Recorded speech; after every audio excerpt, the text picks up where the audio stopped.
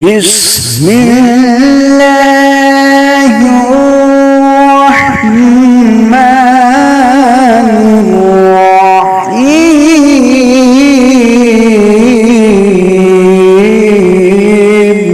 أعوذ بالله من الشيطان الرجيم. بسم الله الرحمن الرحيم.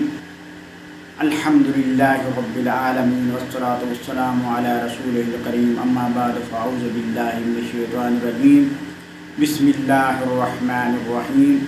وننزل من القرآن ما هو شفاء ورحمة للمؤمنين. صدق الله مولانا العظيم.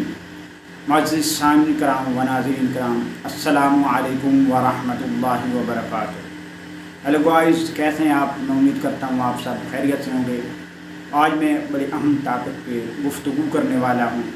ٹاپک یہ ہے کہ ٹائیفائڈ بخار جو ہے اس کی علامات اور اس کا علاج کیسے ہم کریں. ٹائیفائڈ جو ہے یہ بیماری جو ہے مسل پر اثر کرتی ہے، اور آپ نے جو فوکس کرنا ہے وہ غذا میں پروٹین پر فوکس کرنا ہے. لیکن جو سخت جو اشیاء ہے جس میں مچھلی وغیرہ جو ہے، یہ گرم چیزیں جو ہے، یہ ہو سکتا ہے آپ کا جو معدہ ہے وہ ہضم نہ کر سکے. باہر کی جو چیزیں ہیں یعنی فاسٹ فوڈ ہے، جس میں کولڈ ڈرنک ہے اور بہت سی چیزیں ہیں جو گرم اشیاء ہیں، اس سے آپ نے جو ہے وہ پرہیز کرنا ہے. گھر کا کھانا جو ہے وہ آپ نے کھانا ہے. کھانا کھانے سے پہلے اچھے طریقے سے ہاتھوں کو دھونا ہے، اور کھانے کی اشیاء جو ہے اس کو بھی آپ نے دھو کر استعمال کرنا ہے. یعنی سبزیاں وغیرہ جو پکانی ہیں وہ آپ نے دھو کر استعمال کرنی ہے. گندے ہاتھ لگانے سے، گندے پانی کی وجہ سے یہ انفیکشن آپ کو ہو سکتی ہے.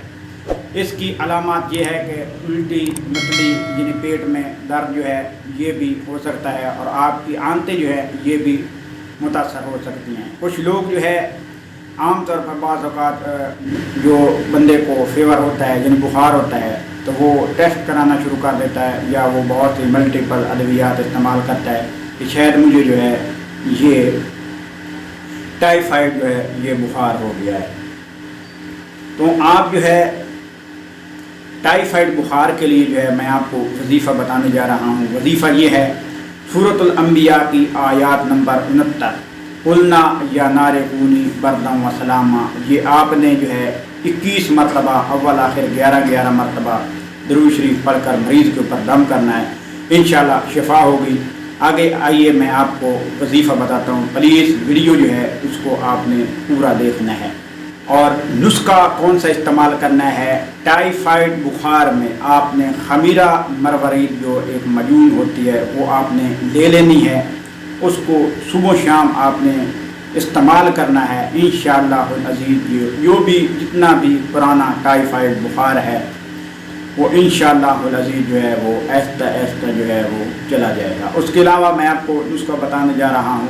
نسخہ بتانے سے پہلے آپ سے میں چھوٹی سی ریکویسٹ کرتا ہوں، آپ میرے چینل علامہ القرآن کو ضرور سبسکرائب کر دیں، ویڈیو کو پورا دیکھیں، لائک کریں اور شیئر کریں. آپ نے گلو لینی ہے 7 گرام، اجوائن 7 گرام، یعنی گلو 7 گرام، اجوائن 7 گرام، خوب کلا یہ 7 گرام لینا ہے. عناب 7 عدد اور بادام 9 عدد. تمام اشیاء کو آپ نے 3 گھنٹے پانی میں بھگو کر رکھ دینا ہے. بادام جو ہے اس کے چھلکے اتار کر اس کو پیس لینا ہے. باقی تمام اشیاء جو ہے چھلکے تب اتریں گے جب آپ بادام کو پانی میں بھگوئیں گے. پانی میں بھگو دیں، اس کے بعد اس کے چھلکے اتار کر پیس لیں. اس کے بعد باقی تمام اشیاء جو ہے اس کا آپ نے جو ہے شاندہ بنا کر ٹھنڈا ہونے پر باداموں میں مکس کر کے آپ نے جو ہے استعمال کرنا ہے. یعنی میٹھا اس میں ڈال لینا ہے. ایسے طریقے سے بنانا ہے جس طریقے سے جو ہے گھوٹا تیار کیا جاتا ہے. یعنی گھوٹا بادام کا گھوٹا بنایا جاتا ہے عام حالت میں. یعنی بادام کو پیس لیا جائے گا اور اس میں یہ تمام اشیاء جو ہے جو پانی میں بھگو کر رکھی تھی وہ ساری چیزیں جو ہے اس میں مکس کر کے آپ نے گھوٹا وغیرہ تیار کر لینا ہے. اور آپ نے جو ہے اور کوشش یہ کرنی ہے کہ آپ کے جسم میں جو امیون سسٹم ہے، یعنی آپ کی جو قوت مدافعت ہے، اس کو آپ استعمال کریں. اس کو کیسے استعمال کریں؟ کہ جو بندے میں قوت مدافعت ہوتی ہے وہی جو ہے بیماریوں کے خلاف لڑتی ہے۔ اگر کوئی بندہ کمزور ہوتا ہے، کمزور کس وجہ سے ہوتا ہے؟ کسی بات کا ڈر اور خوف کی وجہ سے، پریشانی کی وجہ سے، ٹینشن کی وجہ سے اس کے اندر قوت مدافعت جو ہے وہ کم ہو جاتی ہے۔